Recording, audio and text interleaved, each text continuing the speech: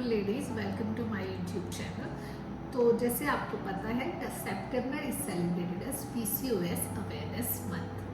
PCOS क्या है? PCOS को हम नॉर्मली पॉलीसिस्टिक ओवेरियन सिंड्रोम के नाम से जानते हैं। पीसीओएस एक basically hyper androgenic and ovulation की कंडीशन होती है। हाइपर एंड्रोजेनिक का मतलब होता है कि आप में एंड्रोजन्स की लेवल ज़्यादा बढ़ जाना। फीमेल्स में जिस एंड्रोजन्स की लेवल का ज़्यादा बढ़ जाना, जिसकी वजह से जो महीने में आपका 14 डे के ओव्यूलेशन हो रहा है वो नहीं होगा, तो हाइपर एंड्रोजेनिक एंड ओव्यूलेशन की कंडीशन हो जाना। पेशेंट आपके पास कंप्लेन लेके आ सकते हैं कि हमको कम पीरियड्स हो रहे हैं या 3 महीने से पीरियड नहीं है, यानी कि ओलिगोमेनोरिया या एमेनोरिया की कंप्लेन लेके आ सकती है। पूरी वीडियो को देखने से पहले चैनल को लाइक, सब्सक्राइब, शेयर और बेल आइकन पे क्लिक करना ना भूलें। पीसीओएस का एक क्लिनिकल ट्रायल होता है जिसमें आपको 3 सिम्टम्स मिलते हैं।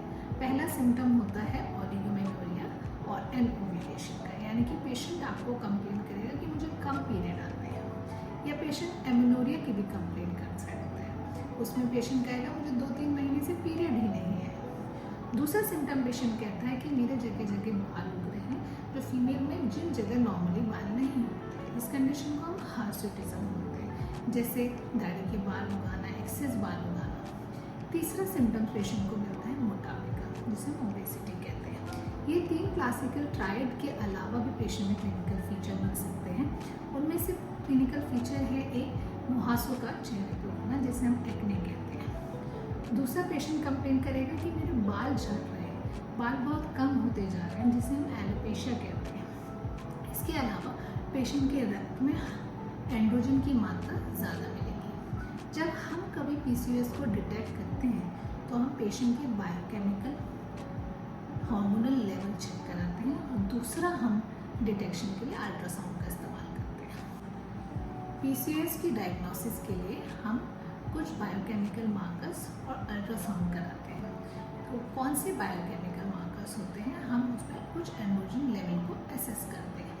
उनमें से कुछ हार्मोन्स हैं, जैसे हम फ्री टेस्टोस्टेरोन की मात्रा, DHEA डिहाइड्रोइपिएनोस्टेरोन की मात्रा, एंड्रोस्टेडियोन की मात्रा और फ्री टेस्टोस्टेरोन की मात्रा को चेक करते हैं। इसके अलावा हम पेशेंट का अल्ट्रासाउंड कराते हैं। अब हम पीसीओएस के अल्ट्रासाउंड फीचर्स के बारे में जानेंगे। जब हम किसी पेशेंट को जिसमें आप क्लिनिकली पीसीओडी सस्पेक्ट कर रहे हैं उनका अल्ट्रासाउंड करते हैं, तो हम यूजुअली ट्रांसवेजाइनल अल्ट्रासाउंड करते हैं। इसमें हम हाई फ्रीक्वेंसी प्रोब का इस्तेमाल करते हैं और उसको वेजाइनल रूट के थ्रू हम एडनेक्सा में ओवरीज को चेक करते हैं। यूजुअली ओवरीज की जो वॉल्यूम होती है वो नॉर्मल वॉल्यूम से ज़्यादा, मोर देन 10 ml हमको अल्ट्रासाउंड पे दिखाई देती है। इसके अलावा हमको ये भी देखना है कि जो दोनों वॉल्यूम है ओवरीज की, जो मोर देन 10 ml आ रही है, उसमें कोई सिस्ट या कोई डोमिनेंट फॉलिकल नहीं होना चाहिए। इसके अलावा दूसरी इम्पॉर्टेंट बात है, सारे फॉलिकल्स जो कि 1 सेंटीमीटर से कम होनी चाहिए, यानी कि 2 to 9 mm उनका साइज होना चाहिए। तीसरी इम्पॉर्टेंट बात है, वो फॉलिकल्स पेरिफेरली अरेंज होने चाहिए, जिससे कि एक माला का रूप हमको मिलता है, जिसे हम स्ट्रिंग ऑफ पर्ल अपीयरेंस बोलते हैं। और चौथी इम्पॉर्टेंट बात है, number of follicle count usually more than 20 होना चाहिए। पहले रॉटरडम क्राइटेरिया के अकॉर्डिंग इसको मोर देन 12 मांगा जाता था, लेकिन अब मोर देन 20 होना चाहिए।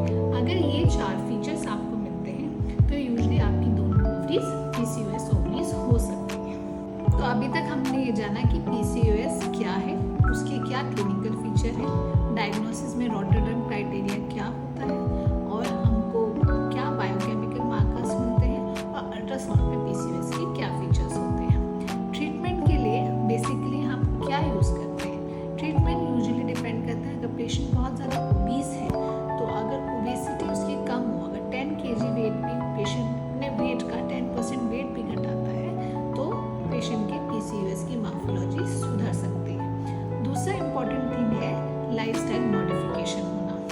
इसमें पेशेंट एक्सरसाइज कर सकता है और अपनी डाइट में मॉडिफिकेशन कर सकता है। या पेशेंट्स जो एमेनोरिया या ओलिगोमेनोरिया की कंप्लेंट लेके आते हैं अपने गायनेकोलॉजिस्ट के पास, तो यूजुअली प्रेफर